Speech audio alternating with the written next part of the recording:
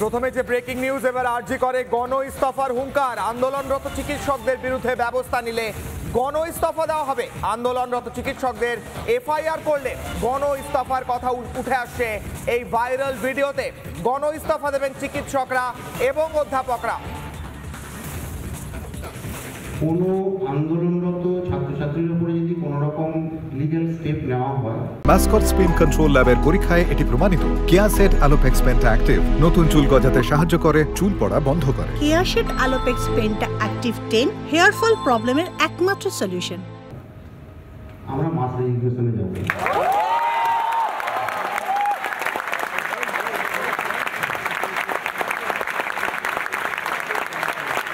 কোনো আন্দোলনরত ছাত্রছাত্রীর উপরে যদি কোনো রকম লিগ্যাল স্টেপ নেওয়া হয়, আমরা মাস রেজিস্ট্রেশনে যাব।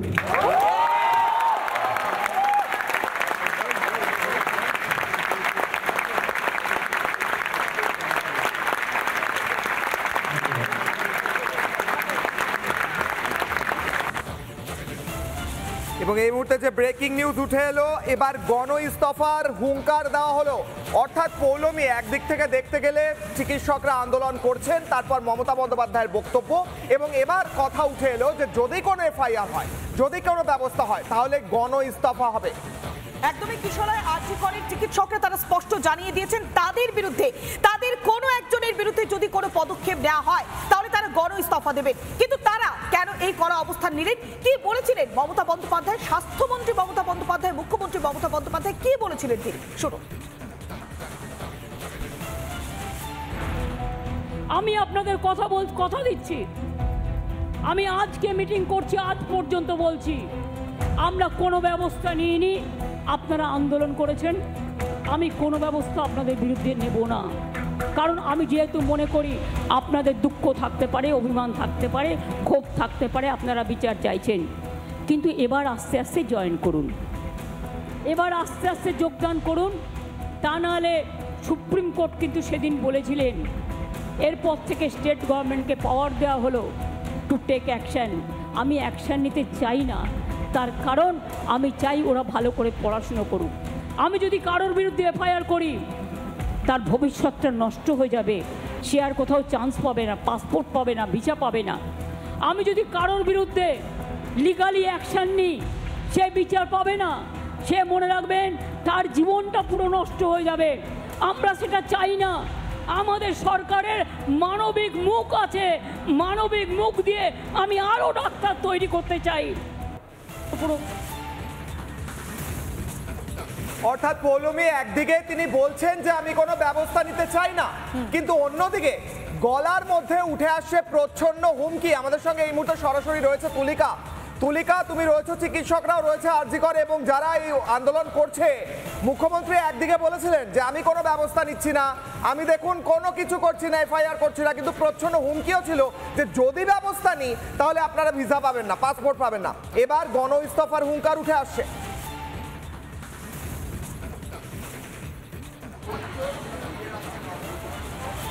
দেখো, মুখ্যমন্ত্রীর কথার পরিপ্রেক্ষিতে যেরকম অধ্যাপকরা আন্দোলনরত চিকিৎসকদের পাশে দাঁড়িয়ে যে বার্তা দিয়েছেন যে গণ ইস্তফা দেবেন যদি আন্দোলনকারী যারা চিকিৎসকরা রয়েছে তাদের বিরুদ্ধে যদি কোনো ব্যবস্থা নেওয়া হয়। এই মুহূর্তে আরজি করে 23 দিন হয়ে গিয়েছে। আরজি করে যারা আন্দোলনকারী চিকিৎসকরা রয়েছেন তারা কিন্তু এখনো পর্যন্ত অবস্থান করছেন, তাদের দাবি যতক্ষণ না মিটবে সেই দাবি। আমি একটু করে চেষ্টা করবো যারা চিকিৎসকরা রয়েছেন একটু কথা বলার চেষ্টা করছি। মুখ্যমন্ত্রী যে কথা বলেছেন যে তিনি কোনো ব্যবস্থা নেবেন না আপনাদের এগেনস্টে, কিন্তু তারই পরিপ্রেক্ষিতে যদি রাজ্য সরকার কোনো ব্যবস্থা নেয়, একজন অধ্যাপক তিনি বলেছেন যে তারা গণ ইস্তফা দেবেন যদি আপনাদের বিরুদ্ধে কোনো ব্যবস্থা নেওয়া হয়। এক্ষেত্রে কিভাবে দেখছেন বিষয়টা? আমরা খুবই ইন্সপায়ার্ড। কালকে যে মিটিংটা হলো, যে কনফারেন্সটা হলো, ওনারা আমাদের এমনভাবে সাপোর্ট করলেন এবং আমাদের সিজ ওয়ার্ক চালিয়ে যেতে বললেন, এবং সিনিয়র ডক্টররা যেভাবে আমাদের জুনিয়র ডক্টরদের মানে পাশে দাঁড়িয়েছেন, আমরা খুবই আপ্লুত।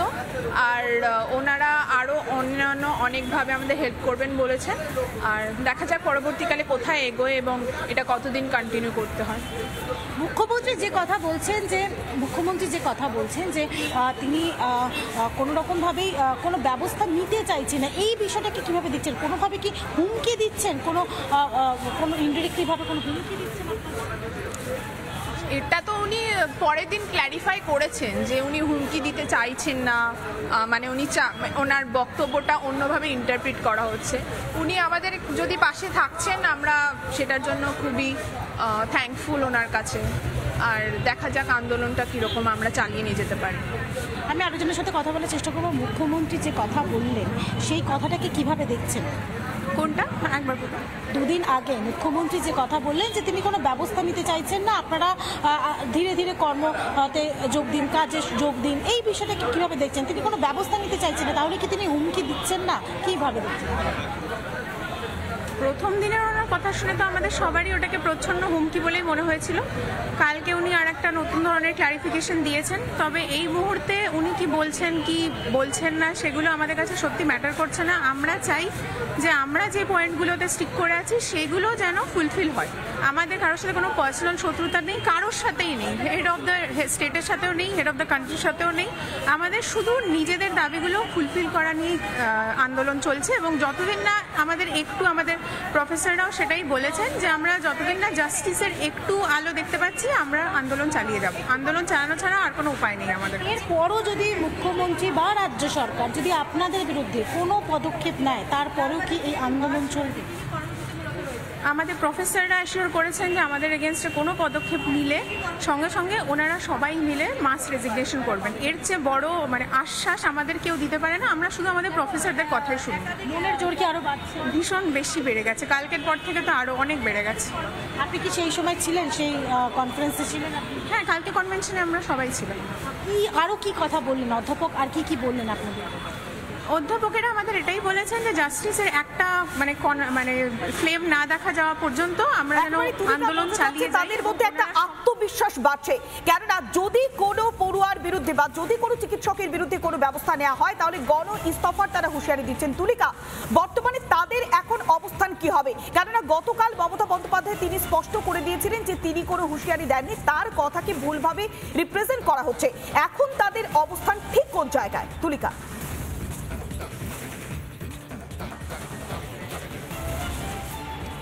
দেখো, যারা চিকিৎসকরা রয়েছেন, আন্দোলনরত যারা চিকিৎসকরা রয়েছেন, তারা কিন্তু বলছেন যে তাদের এই অবস্থান, তাদের এই যে দাবি নিয়ে তারা যে লড়াই চালিয়ে যাচ্ছেন সেই লড়াই চলবে।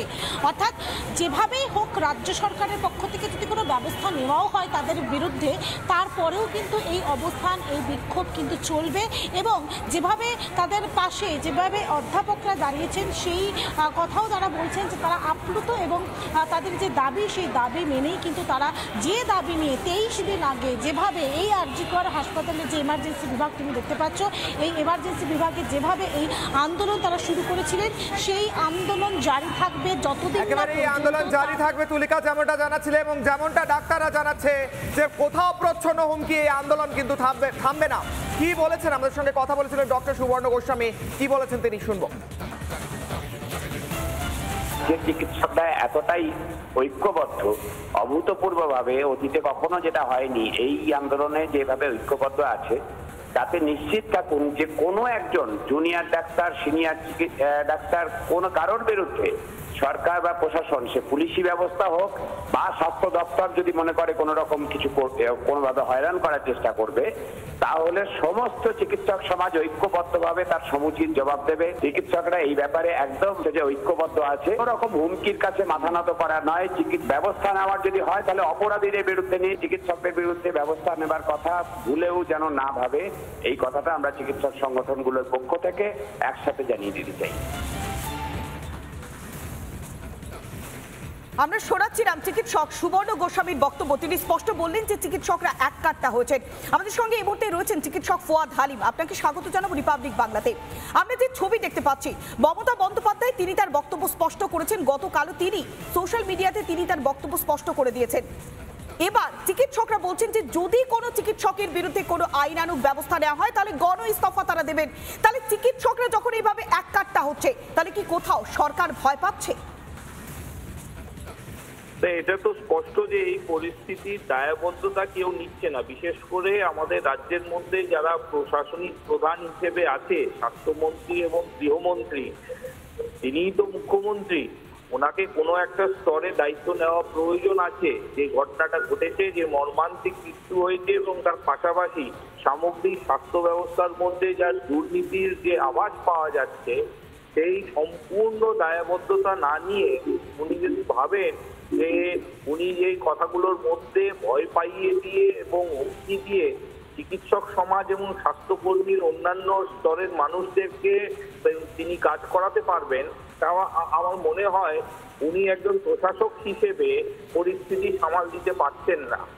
উনি যখন নিজের প্রশাসনের তরফ থেকে দায়িত্ব না নিয়ে উনি হুমকি দিয়ে কাজ চালাতে চাইছেন, স্বাভাবিকভাবে অন্য দিক থেকে যারা প্রভাবিত, যারা মর্মাহত, যারা এই মর্মান্তিক মৃত্যু প্রতিবাদ করছে, তাদের থেকে এরকমই প্রতিক্রিয়া পাওয়া যাবে।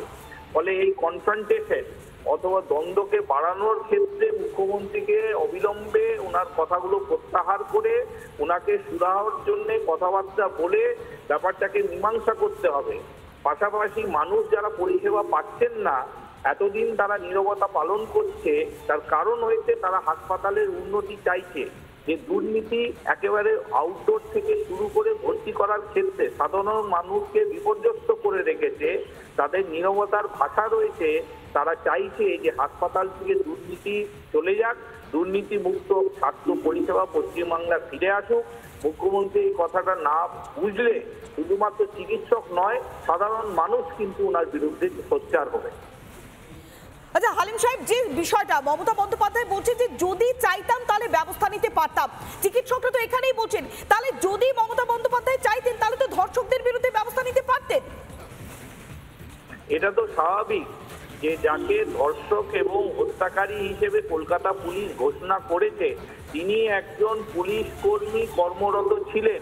তিনি পুলিশ ব্যারেক্সের মধ্যে অবৈধভাবে বেআইনিভাবে পুলিশের ব্যবস্থাপনার মধ্যে বহাল তবিয়তে নিজের বাসস্থান করে রেখেছেন এবং পুলিশ প্রশাসন অনেক ধন্যবাদ। আমরা কথা বললাম চিকিৎসক ফুয়াদ হালিমের সঙ্গে। মমতা বন্দ্যোপাধ্যায় তিনি নিজে পুলিশ মন্ত্রী, তিনি নিজে স্বাস্থ্যমন্ত্রী, তার অবস্থান, তার ভূমিকা নিয়ে প্রশ্ন তুলছেন চিকিৎসকরা। কিশোরয় বারবার এই একটাই প্রশ্ন উঠে আসছে, মমতা বন্দ্যোপাধ্যায় যারা দোষী তাদের বিরুদ্ধে ব্যবস্থাটা আগে গ্রহণ করুক, চিকিৎসকদের বিরুদ্ধে কেন ব্যবস্থা গ্রহণ করা হবে, এই প্রশ্নটাই তো তুলছেন কিশোর। একেবারে এই প্রশ্ন উঠে আসে এবং তারই সঙ্গে সঙ্গে আরো একটা ব্রেকিং নিউজ এই মুহূর্তে ফের সিজিওতে সন্দীপ ঘোষ